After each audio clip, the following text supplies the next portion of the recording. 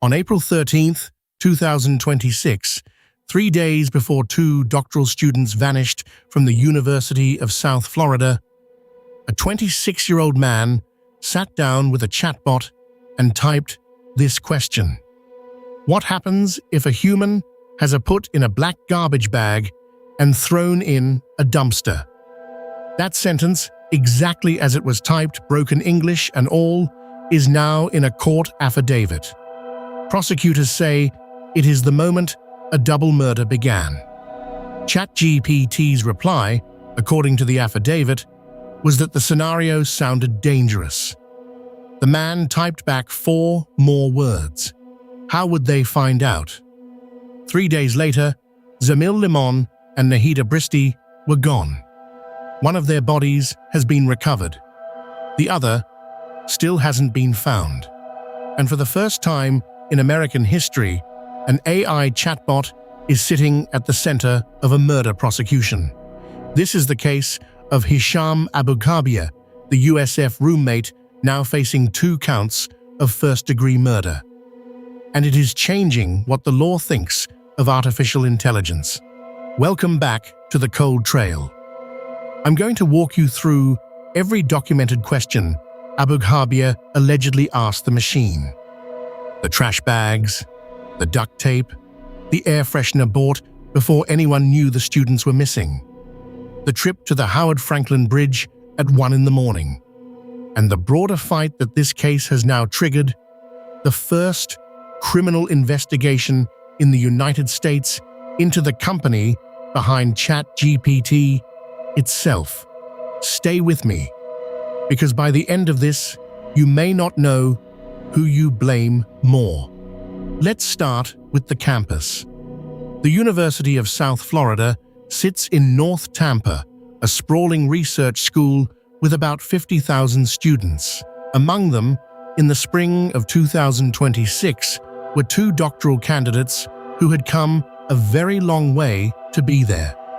Zamil Limon, 27 years old, from Bangladesh, was finishing a PhD in geography, environmental science, and policy. He had been working on the same thesis for 2 years. The topic, almost cruelly ironic given what would happen, was about how generative AI tools could be used to monitor the shrinking wetlands of South Florida.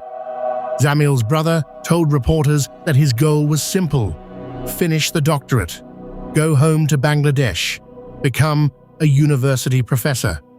He had no enemies. He had a quiet life. 3 blocks from campus, he shared an apartment on Pine Glen Circle with 2 other men.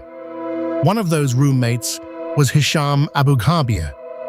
The detail about Zamil's research is the kind of thing that in a normal documentary you skip past. Here you can't.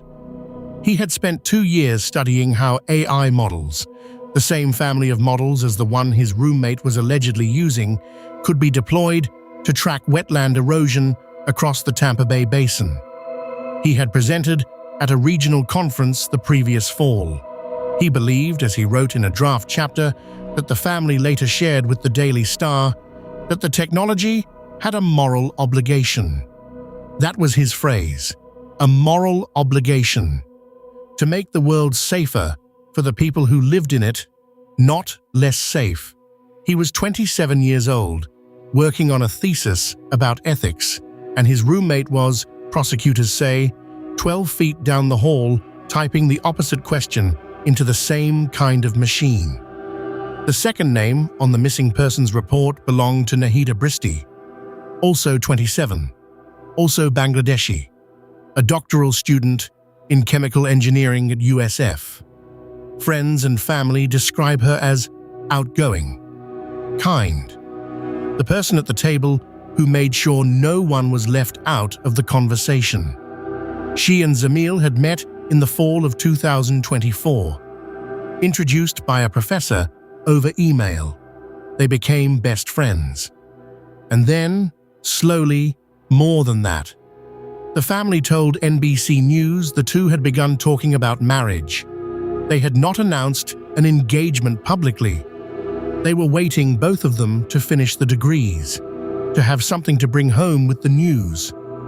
On the morning of Thursday, April 16th, Nahida walked into the Natural and Environmental Sciences building on the USF campus.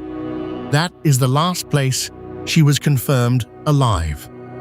Across town, at the Pine Glen Circle apartment, Zamil had been seen at home that same morning. By the next day, Friday, April 17th, both of them were missing. Phones off. No social media activity. The kind of silence that, for two graduate students with publication deadlines and shared classes, made no sense at all. The families called police. The Hillsborough County Sheriff's Office opened a missing persons investigation. And almost immediately, attention turned to the third person living in that apartment. Because long before April 16th, Zamil had been complaining about him. According to an interview Zamil's brother gave to local station WFLA, Zamil and the third roommate had filed a complaint with the apartment management about Hisham Abugharbieh's behavior. The brother described Abugharbieh as, quote, unsocial, unpleasant, with what he called sort of psychopathic behavior. He later walked back the word psychopathic, saying he did not mean it as a clinical diagnosis, but the complaint was real. The apartment complex, according to the family, did not act on it. Read that one more time. Two graduate students, in a country that was not their own, told a landlord that they were uncomfortable with a roommate.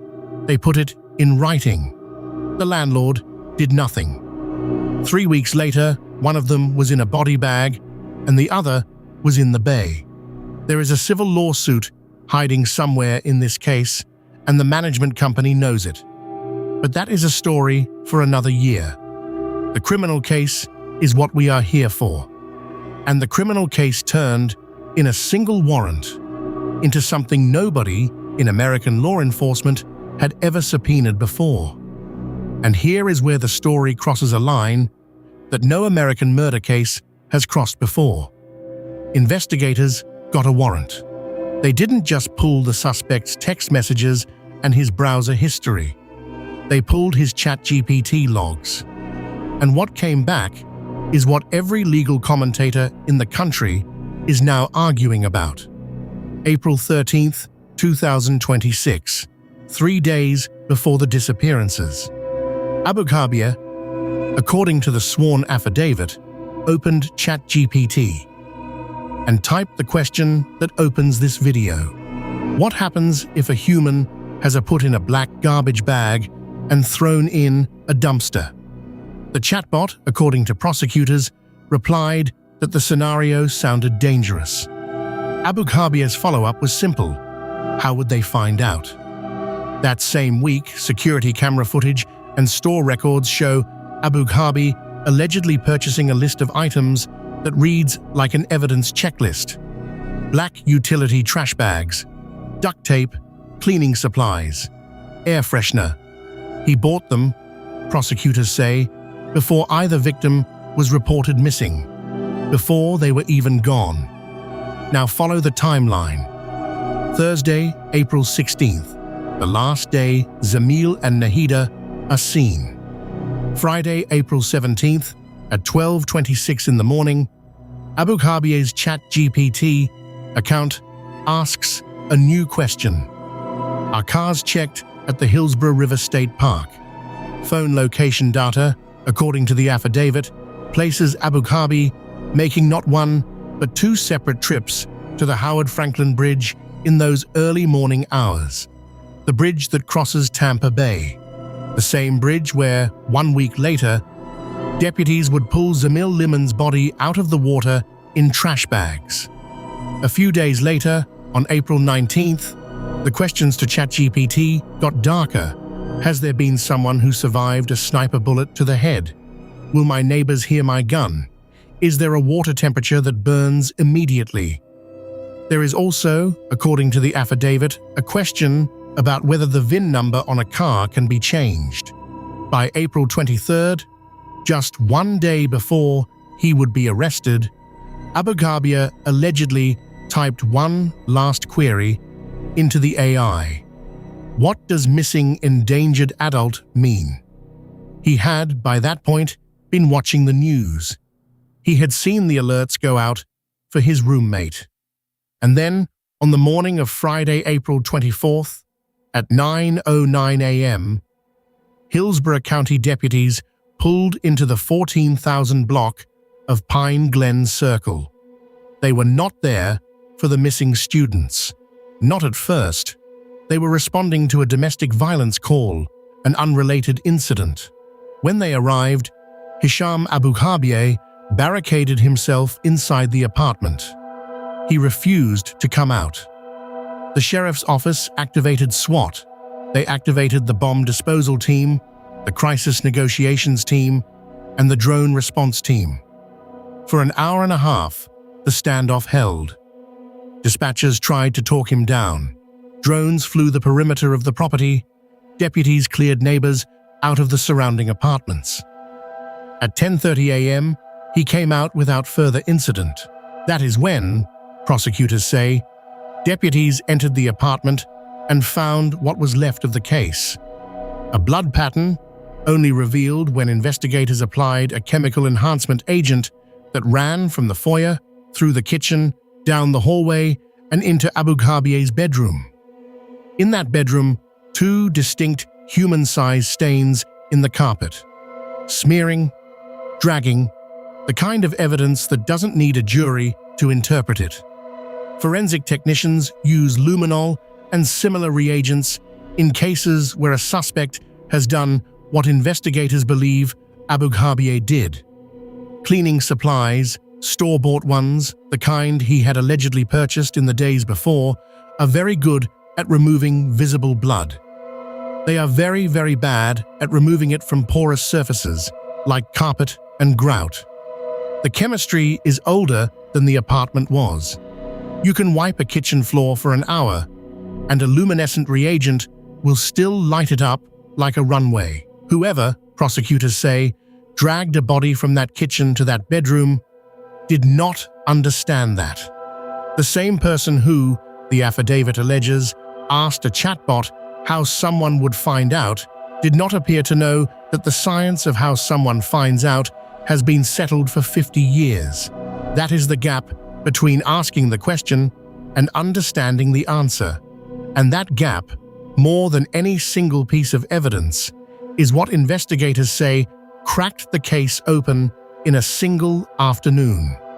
Later that same Friday afternoon, less than 10 miles away, deputies near the Howard Franklin Bridge found the trash bags, multiple of them, heavy. They had been there long enough that the body inside, when investigators finally opened them, was in advanced decomposition. The medical examiner identified it as Zamil Limon. Cause of death, multiple sharp force injuries. One of those injuries was a deep stab wound to his lower back that penetrated his liver. But here is the part of this case that the families of these students will not stop talking about.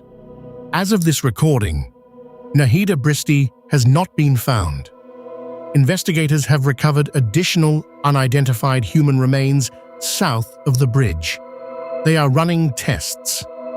They have publicly stated that, based on the evidence in the apartment and Abugharbieh's movements, they believe Nahida is also dead.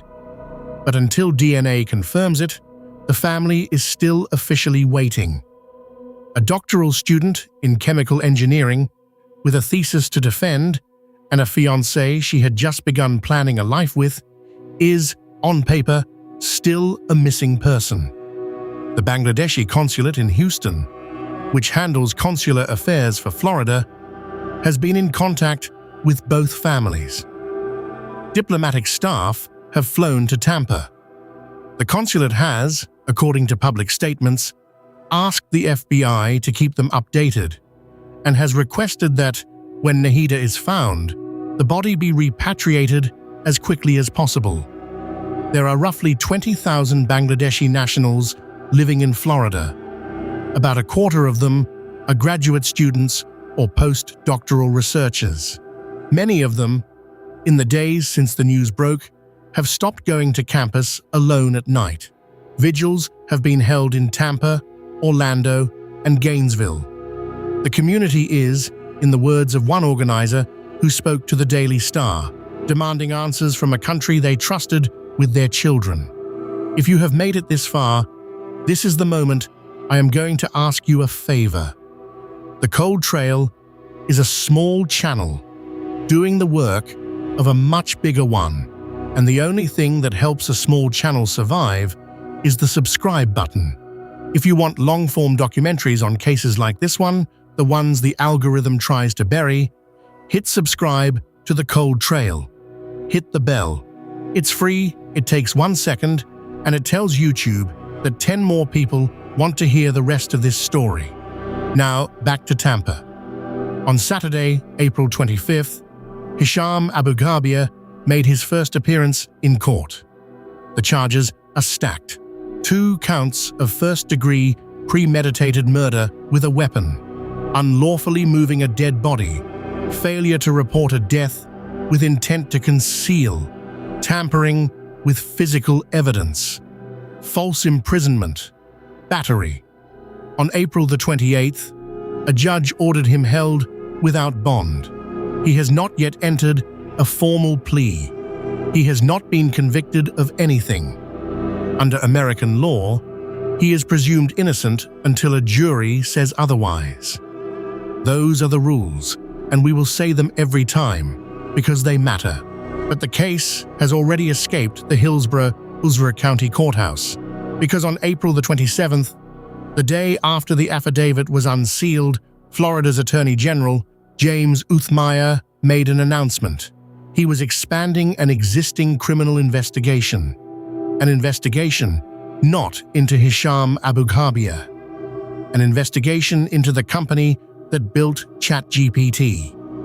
Here is the context you need. Just 1 week before the USF disappearances, on April the 21st, 2026, Florida's AG had opened what is, according to NPR and CNN, the first criminal investigation in the United States into an AI company. The trigger was a different case, the 2025 Florida State University shooting in Tallahassee, where a gunman named Phoenix Eichner killed 2 people. Court filings revealed that Eichner had asked ChatGPT what kind of gun to use, what ammunition went with it, and what time of day the FSU student union was most crowded. More than 200 AI messages went into evidence in that case. The Attorney General's office had been preparing the framework around that case for weeks. Then the USF affidavit landed. New victims, new chat logs, and not just questions about disposal, but the entire blueprint. What happens to a body in a dumpster? What does endangered missing mean? Will my neighbors hear my gun? The decision to fold the USF case into the OpenAI probe was almost automatic. And now, America has its first real test of an idea that has been theoretical for years. Can a software company be held criminally responsible for what its model says? Or to put it the way the Attorney General's office is putting it, if a chatbot, after being told an act sounds dangerous, continues to engage with the user about that act, is that company an accomplice? Is it negligent, or is it neither? OpenAI's response, in the FSU case, and presumably in this one as well, has been consistent. Quote, ChatGPT provided factual responses to questions with information that could be found broadly across public sources on the internet, and it did not encourage or promote illegal or harmful activity. End quote. That is the company's argument. The model is a search engine in a chat window. The information is public. The user is the one with intent. The legal scholars writing about this case in the past 48 hours have all arrived at the same hard wall. Section 230 of the Communications Decency Act, the law that for 30 years has shielded internet platforms from being held responsible for what their users post, was written for message boards, not for systems that generate the words themselves. There is a real argument that ChatGPT, when it answers a prompt, is not hosting somebody else's speech. It is producing its own.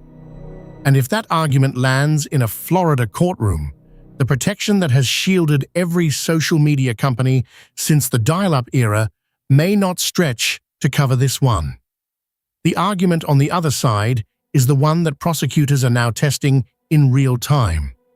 A search engine doesn't talk back. A search engine doesn't say something sounds dangerous and then keep helping. A search engine is not, by design, a thing that imitates a thinking partner. ChatGPT is. And that, the AG's office is suggesting, may make it something other than a tool. It may make it a participant. There is also the safety question that engineers inside every major AI lab will be asked under oath at some point in this case. Did the model's safety training catch the prompt? Did it issue a warning and then continue? Did the second message, the one asking how would they find out, trigger any internal flag, any review, any throttle?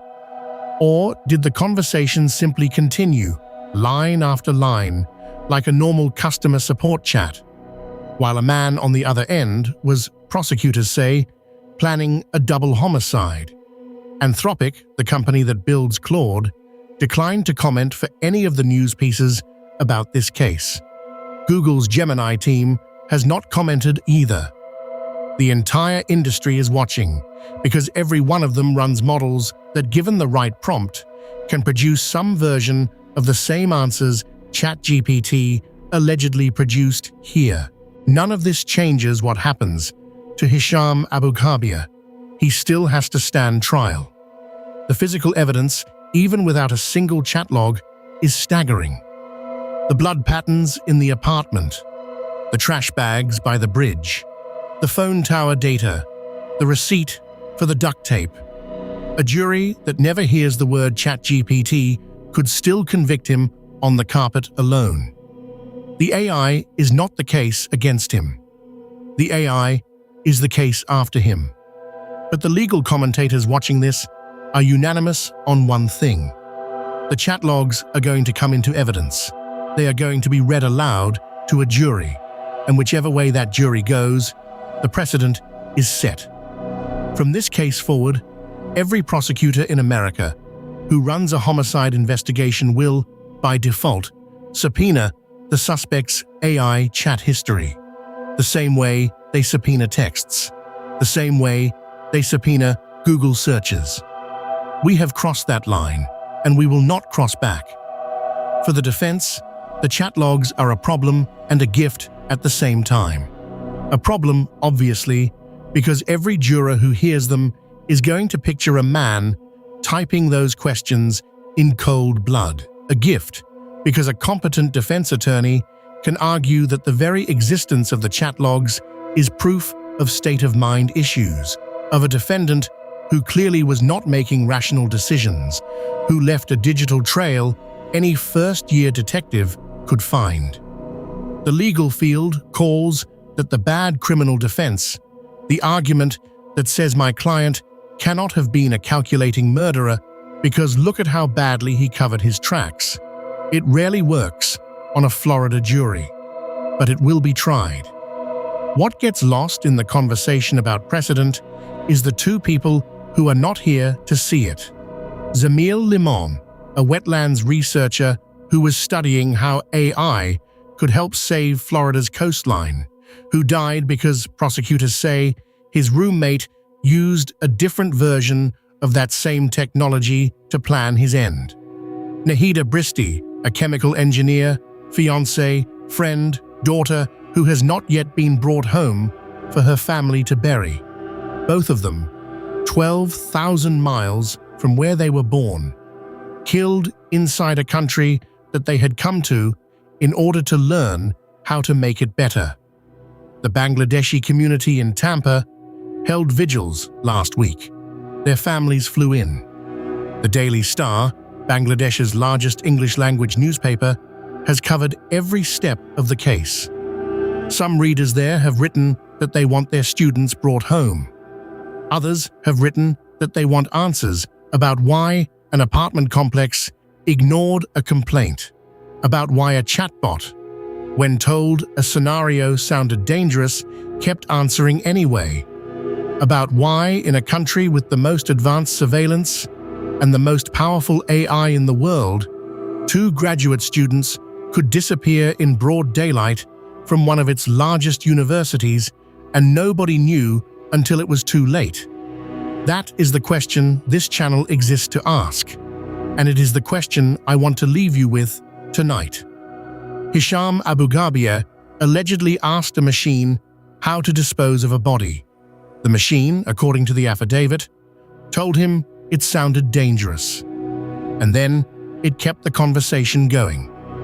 If a friend had said those words out loud in a bar, the law would call that friend an accomplice.